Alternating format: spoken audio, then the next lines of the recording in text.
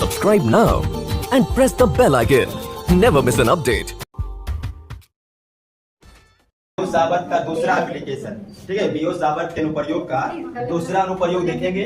Magnetic field at a point due to a straight current carrying wire, यानी एक सीधे धारावाही तार के कारण, सीधे धारावाही चालक के कारण किसी बिंदु पर कितना चुंबकीय क्षेत्र उत्पन्न होगा। ठीक है, समझिए कंडीशन क्या दिया हुआ। देखिए एक सीधा धारावाही तार लेना, ठीक है। इसे मान लीजिए कि एक सीधा धारावाही तार, इसका कुछ हम लोग नाम रख देते हैं ए बी, ठीक है। और इस तार में आई धारा प्रवाहित हो रहा है। कितना धारा? आई।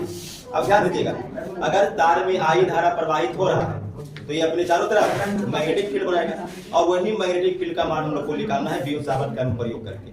अब देखिए ये मैग्नेटिक फील्ड किधर बनाएगा? चारों तरफ बनाएगा। तो मान लीजिए कि इस चालक से यहां पर कोई बिंदु ओ लेते हैं, और यहां पर P एक बिंदु है, इसका दूरी R ले लीजिए, और यही P बिंदु पर हम लोग को क्या निकालना है? मैग्नेटिक फील्ड का मान निकालना है, ठीक है। चुंबकीय क्षेत्र का मान ज्ञात करना। अब ध्यान दीजिएगा, अगर आप बीओ साबत का नियम उपयोग कीजिएगा तो बीओ साबत का नियम है किसी अल्पांश के कारण उत्पन्न चुंबकीय क्षेत्र म्यू नॉट बटा 4 पाई आई dn sin थीटा बटा r स्क्वायर। यानी एक धारावाही चालक से चुंबकीय क्षेत्र को ज्ञात करने के लिए हम लोग को चार राशि मालूम होना चाहिए। ये तो कांस्टेंट है, करंट कितना है ये मालूम होना चाहिए, अल्पांश का लंबाई कितना है, एंगल कितना है, और दूरी कितना। तो ये चार चीज मालूम होगा तब लिख लेगा। तो ये चीज तो है हम लोग को मालूम कि करंट कितना है, आई। अब मान लीजिए कि ये जो तार है वो एक्स एक्सिस के अलोंग है। समझिए तार में केवल एक ही डायरेक्शन होगा। अगर हम तार को ऐसे रख देंगे, ऐसे रख देंगे, कैसे भी रखेंगे तो एक ही डायरेक्शन रहेगा। अभी मान के चलिए कि ये एक्स एक्सिस के अलोंग है, तो अगर ये एक्स एक्सिस के अलोंग है तो एक्स दूरी पर यहां पर मान लीजिए कि कोई बिंदु सी है, और यही सी पर एक तार का अल्पांश ले लीजिए। अब देखिए समझिए ये अल्पांश किसके अलोंग है? X axis. तो अल्पांश के लंबाई को हम लोग मान लेते हैं कि अल्पांश का लंबाई जो है ये dx है। कितना लंबाई है अल्पांश का? dx। चलिए ये dx अल्पांश हो गया। और ये अल्पांश से जहां पर हमको चुंबकीय क्षेत्र निकालना है इसको मिला देते हैं, और इसकी दूरी कितनी है? Small r। यानी अल्पांश से r दूरी पर हमको क्या निकालना है? चुंबकीय क्षेत्र का मान। अच्छा थीटा किसके किसके बीच का कोण होता है? याद कीजिएगा बीओ साबत का नियम, अल्पांश और P बिंदु को मिलाने वाली रेखा के बीच का कोण। यानी यहां पर देखिए ये जो कोण बनेगा, ये dx को यहां पर चले लिख देते हैं, तो यहाँ पे ये जो कोण बनेगा इसी को हम क्या लिखेंगे?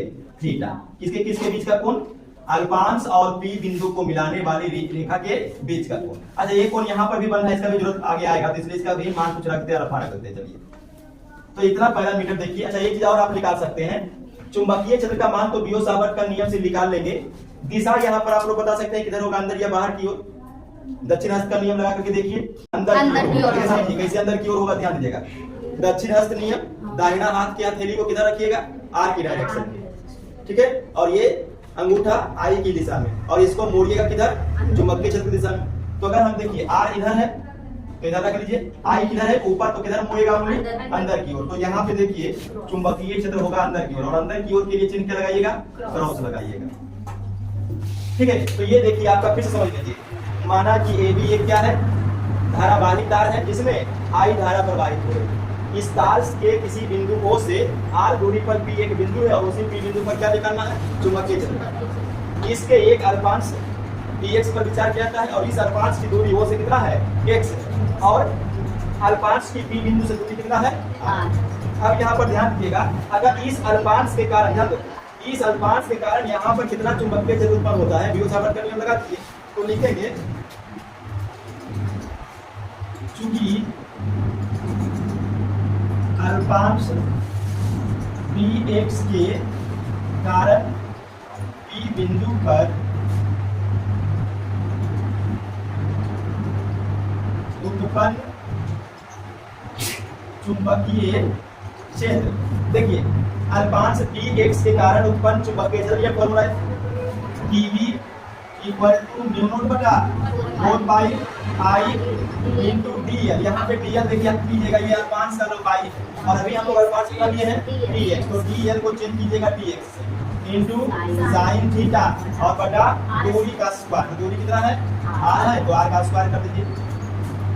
अब ध्यान दीजिए अगर इसको आगे लेकर के जाना है तो हमको dx का मान, sin थीटा का मान और r का मान मालूम होना चाहिए, तब इसको आगे बढ़ाइएगा। अब ये सबका मान निकालिए। देखिए एक जब ध्यान दिएगा चित्र में, चूंकि कोण ए सी और पी को देखिए, ए सी पी कितना बना है थीटा, तथा कोण ओ पी और सी को देखिए कितना बना है अल्फा। ठीक है, ये बहुत हो गया, ये कोण ओ पी सी अल्फा और ये थीटा बनना। ठीक है, अब यहाँ पर ध्यान दीजिएगा। देखो छोटो, अगर हम लोग साइन थीटा का मान निकालने जाते हैं, अब एक ध्यान दीजिएगा, क्लास 9 का टॉपिक याद कीजिएगा। ये थीटा क्या है, तो थीटा आप देखिएगा ओ पी और सी के बहिष्ठ कोण है। थीटा कहाँ है, त्रिभुज के बाहर है, और त्रिभुज का बहिष्ठ कोण सामने के दोनों अंतः कोणों के योग के बराबर होता है। ठीक है, याद कर लीजिएगा, किसी त्रिभुज का बहिष्ठ कोण उसके सम्मुख अंतः कोणों के योग के बराबर होता है। अच्छा, ये वाला कोण कितना होगा 90, और ये वाला अल्फा, तो ये थीटा का मान हम लोग लिखेंगे 90 डिग्री प्लस अल्फा। ठीक है, और देखिए इसको अगर आगे बढ़ाइएगा, चलो हटाइए देते हैं इसको, साइन 90 प्लस थीटा क्या होता है cos थीटा, तो sine 90 plus alpha cos alpha. तो एक मान तो हमने निकाल लिया साइन थीटा का मान। अब किसका मान निकालना है, dx और r स्क्वायर का। dx का मान निकालने के लिए क्या कीजिएगा, देखिए ये वाला देखिए, तो त्रिभुज OPC में, त्रिभुज OPC में आप ले लीजिए tan अल्फा, कर लीजिएगा।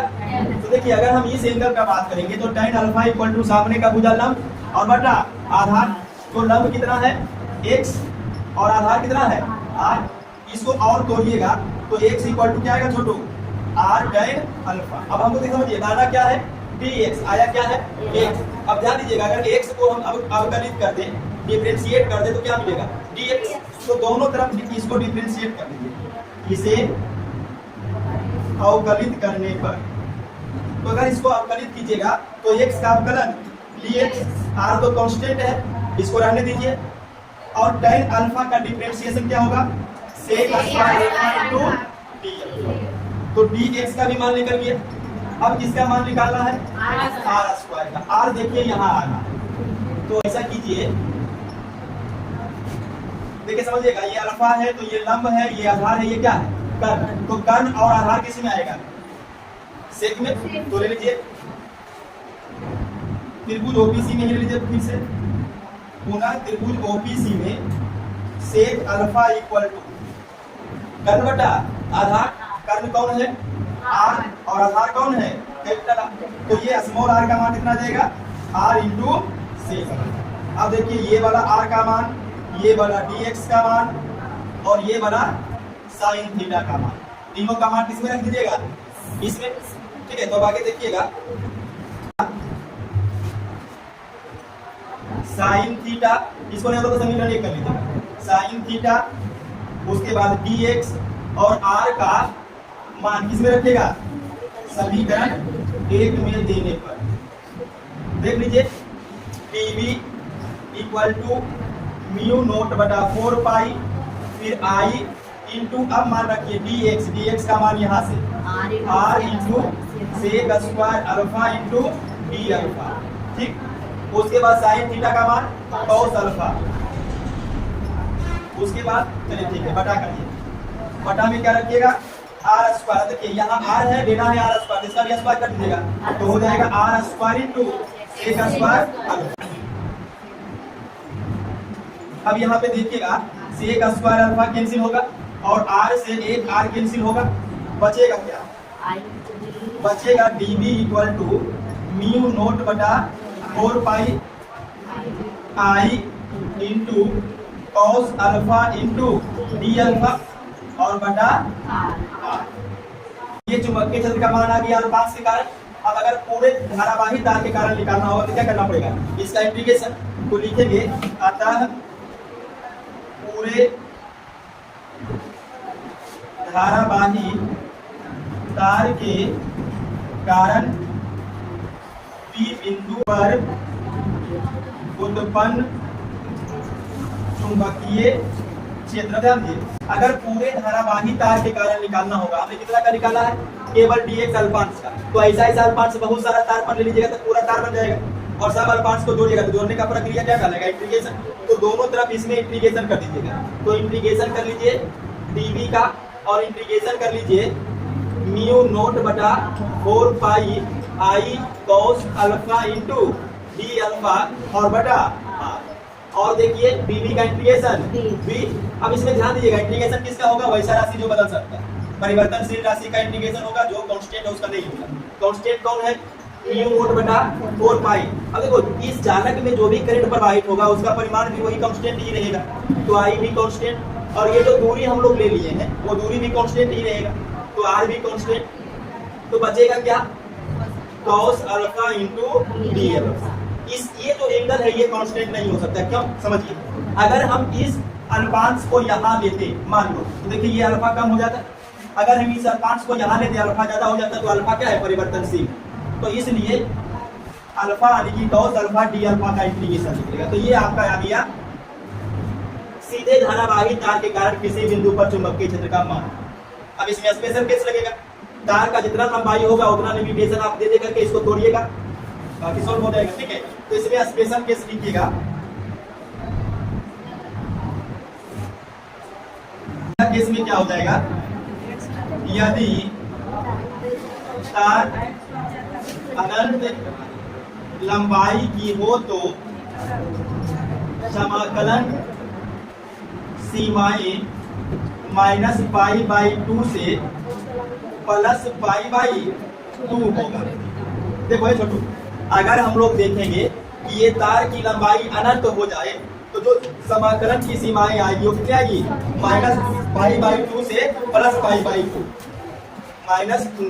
नीचे -π/2 से ऊपर +π/2, π/2 का मतलब 90 डिग्री, ये ऊपर 90 डिग्री प्लस नीचे माइनस। अब कर लीजिए b = म्यू नोट बटा 4 पाई आई बटा r, लिमिटेशन डालिए, देखिए माइनस लोअर लिमिट रखिएगा और प्लस वाला अपर लिमिट, कम वाला मान नीचे में रहेगा, तो लोअर लिमिट -π/2 और अपर लिमिट π/2, इंटीग्रेट कीजिएगा cos alpha into b alpha, और देखिए b = म्यू नोट बटा 4 पाई आई बटा r। देखिए छोटू इसको इंटीग्रेट कीजिएगा तो आएगा sin अल्फा, और लिमिटेशन लगा दीजिए π/2 और -π/2। अब ध्यान दो छोटू, b = म्यू नोट बटा 4 पाई आई बटा r। अब मान रखिएगा, देखिए जिसका भी इंटीग्रेशन होगा उसका मान अपर लिमिट लोअर लिमिट से चेंज कीजिएगा। किसका इंटीग्रेशन हुआ है, अल्फा इंटू डी अल्फा का, तो अल्फा का मान एक बार अपर लिमिट एक बार लोअर लिमिट रखिएगा, तो साइन अल्फा के जगह पर π/2, फिर माइनस साइन π/2, और बीच में माइनस का चिन्ह भी पड़ता है तो प्लस हो गया। देखिए एक माइनस इसका आया, sine minus theta minus sine theta होता है, और फिर एक माइनस बीच में पड़ता है इंटीग्रेशन के लिए, तो कितना हो जाएगा, माइनस माइनस प्लस। और देखिएगा b = म्यू नोट बटा 4 पाई आई बटा r इंटू, देखो ये छोटू साइन π/2 1, साइन π/2 1, तो 1 और 1 2। अब यहाँ देखिएगा म्यू नोट आई बटा, देखिए 2 से 2 कैंसिल करेंगे तो कितना देगा 2 पाई। तो अगर तार अनंत लंबाई की होगी तो उसके कारण उत्पन्न चुंबकीय क्षेत्र का मान जो यहाँ पर आएगा अनंत लंबाई रहेगा, तो वो आएगा म्यू नोट आई बटा 2 पाई r। ये पहला कंडीशन है, ठीक है, यहाँ तक नोट कीजिए, फिर आगे आपको दिखाते हैं। दूसरा स्पेशल केस देखिएगा, यदि तार की लंबाई परिमित कर दिया, परिमित मतलब फिनाइट, जैसे मान लीजिए कि तार का लंबाई इतना हो तो ये जो देखिए सीमाएं हैं वो कितना हो जाएगा, देखिए अल्फा 1 और अल्फा 2। तो अगर तार की लंबाई, दूसरा केस देखिएगा, यदि तार की लंबाई फिनिट को बोलते हैं परिमित हो तो समाकलन की सीमाएं लेना है कहां से कहां, अल्फा 1 से अल्फा 2। अब यही दोनों रख करके इसका इंटीग्रेशन कर दीजिएगा, ठीक है। तो रखिए b = म्यू नोट बटा 4 पाई आई बटा r, और इंटीग्रेट कीजिएगा cos alpha into d alpha.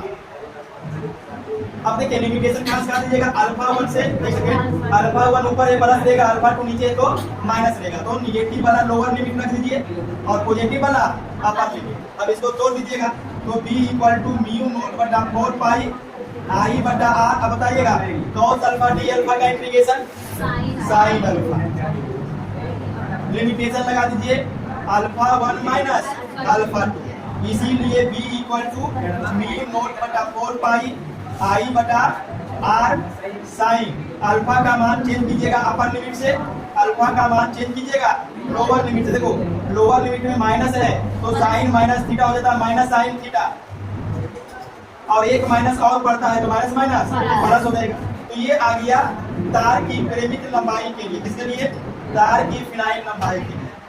अब स्पेशल केस नंबर 3 देखिए, स्पेशल केस नंबर 3 देखिएगा, इसी केस को देखिए, यदि तार की लंबाई परिमित हो लेकिन ये जो P बिंदु है वो तार के अत्यंत निकट पहुंच जाए,